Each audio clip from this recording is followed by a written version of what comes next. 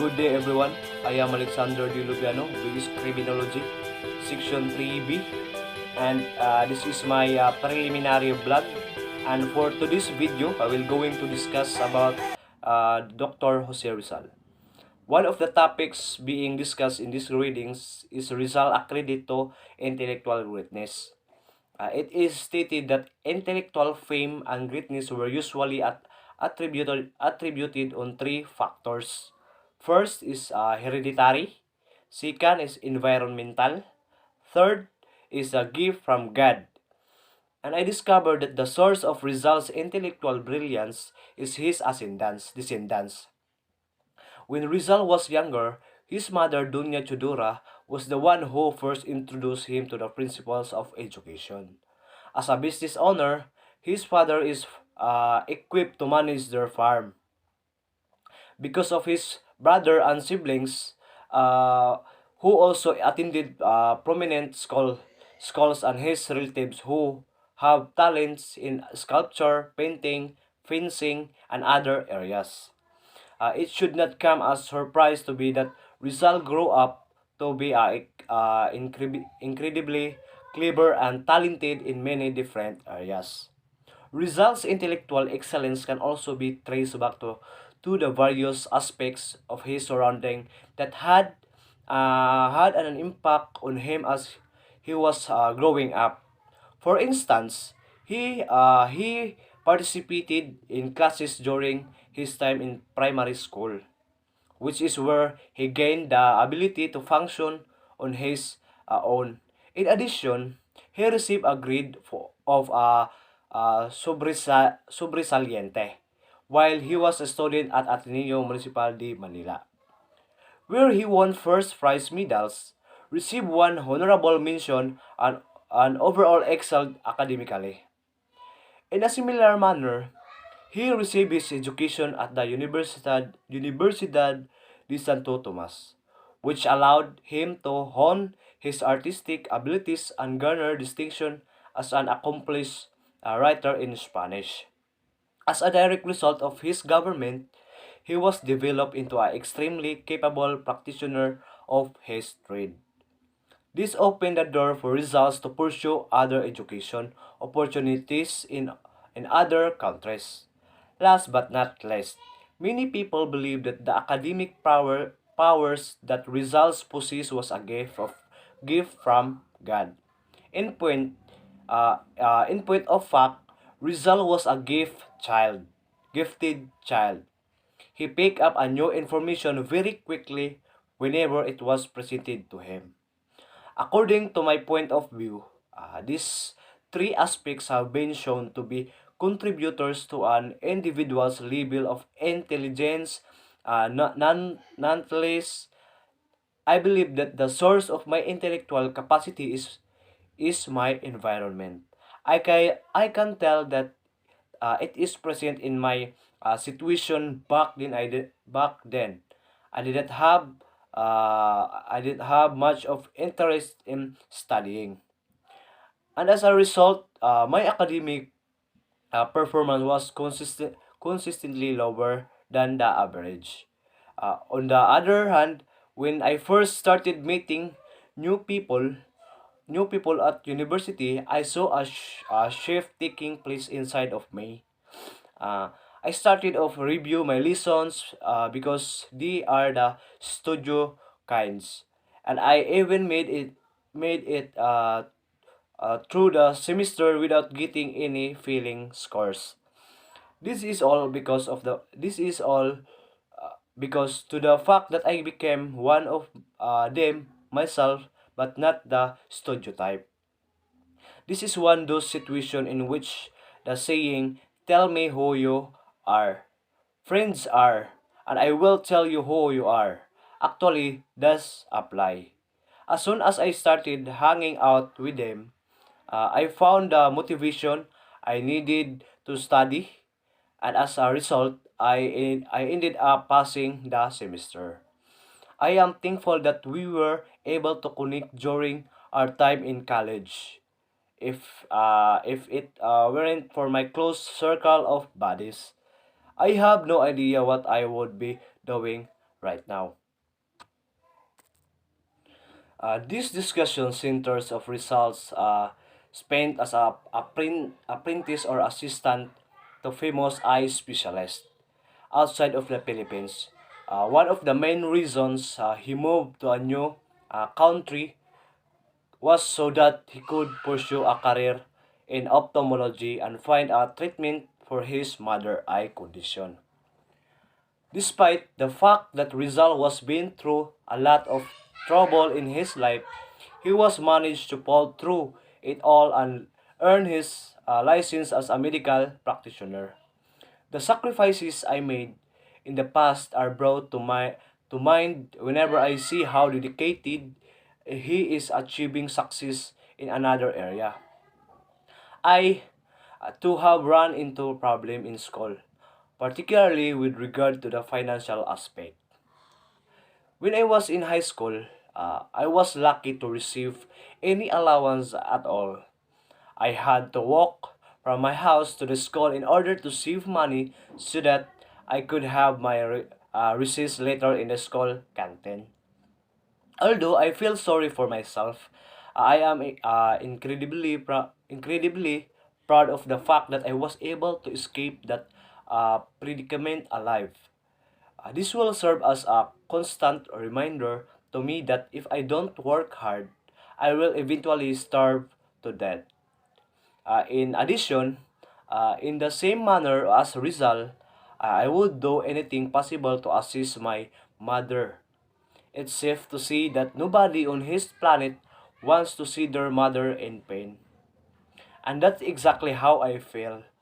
If if ever my mother developed any illness, it would make me uneasy because she spends the majority of her time caring for us by toiling away in the kitchen, preparing meals for all of us so that we can eat.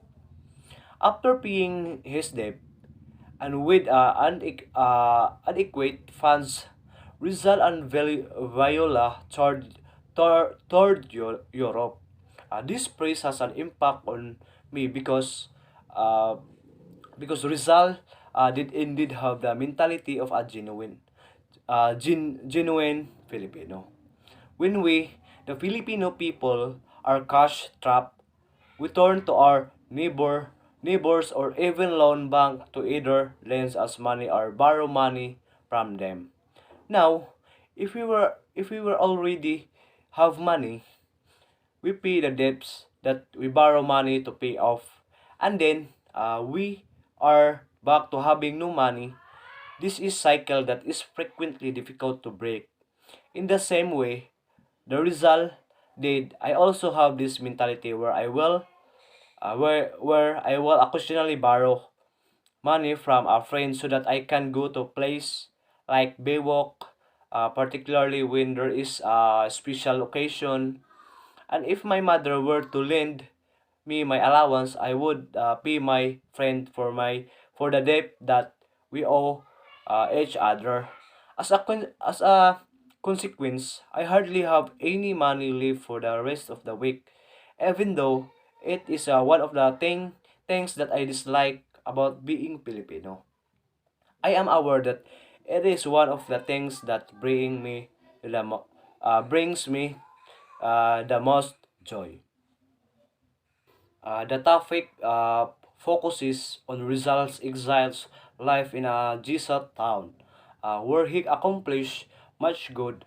During that time, he won the lottery and used it to found useful establishments like schools and hospitals, and teach the farmers the modern method of farming. Rizal has always been an advocate of education. As he puts it, ang kabataan ang pag-asa ng bayan. Which is why I believe he was a solid foundation for passing on his legacy to the next generation. Indeed, education is the medicine for fools, for those who lack information and knowledge. Education is still available today and must be obtained. That's why we students are studying to become successful one day. We can help ourselves while while serving because we will be paid for our service in maintaining public order. Rizal has always taught young ones are the hope of the nation because someday will be able to help the country progress, and that would be impossible without education. I am glad that I am fortunate enough to go to a university to take my desired course because soon after I graduate I can apply for my dream career. The Muslims in Mindanao knew results and were eager to eager to assist.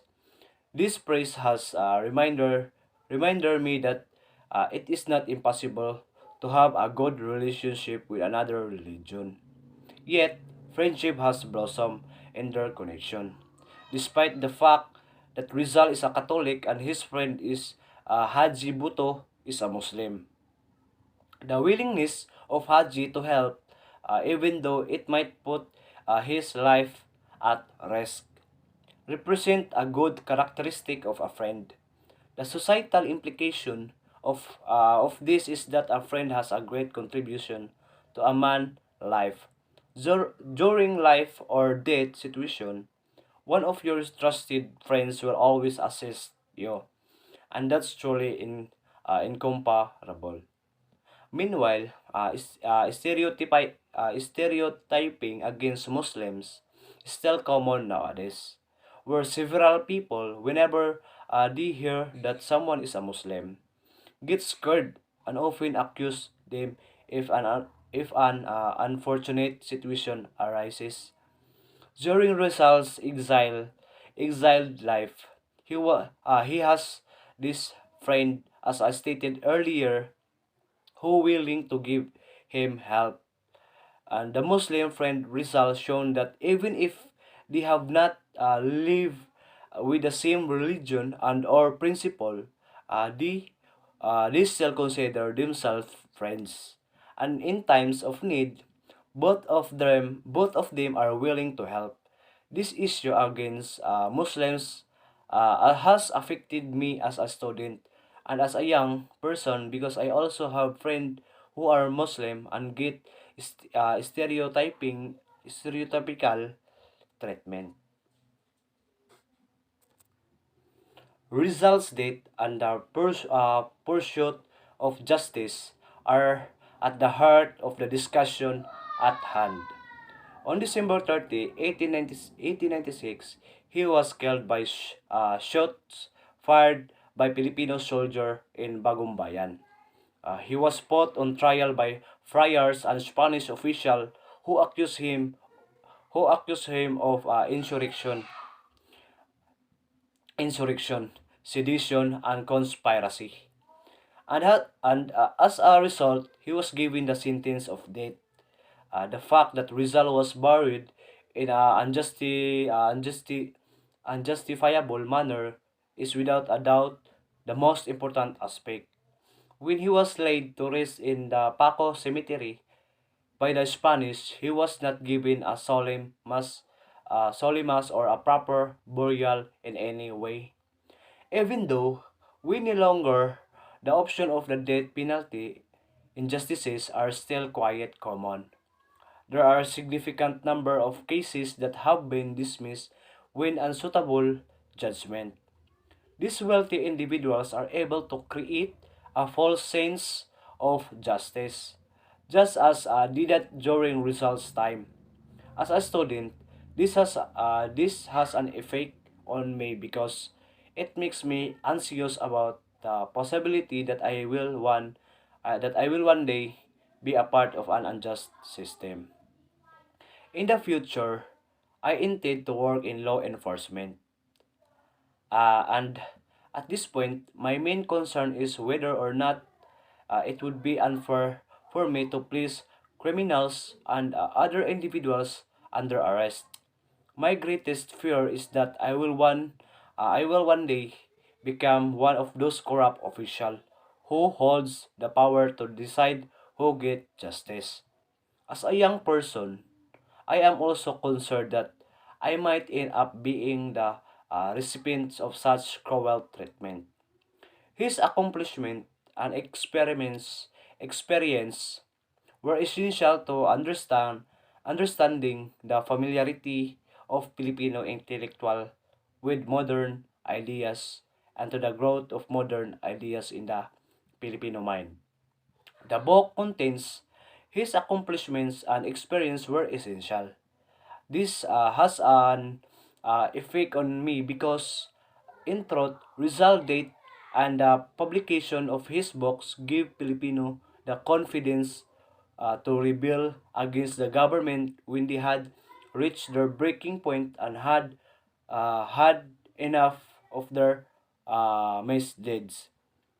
Hence, without people being active in their communities, we would not have the freedom that we do today.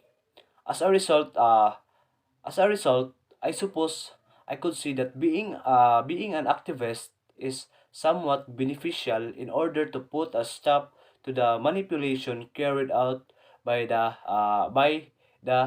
official that we disapprove of. And that would be all. Before you leave, don't forget to subscribe, like, and share, and and thank you. Don't forget to subscribe, like, share, and click the notification button. That's would be all.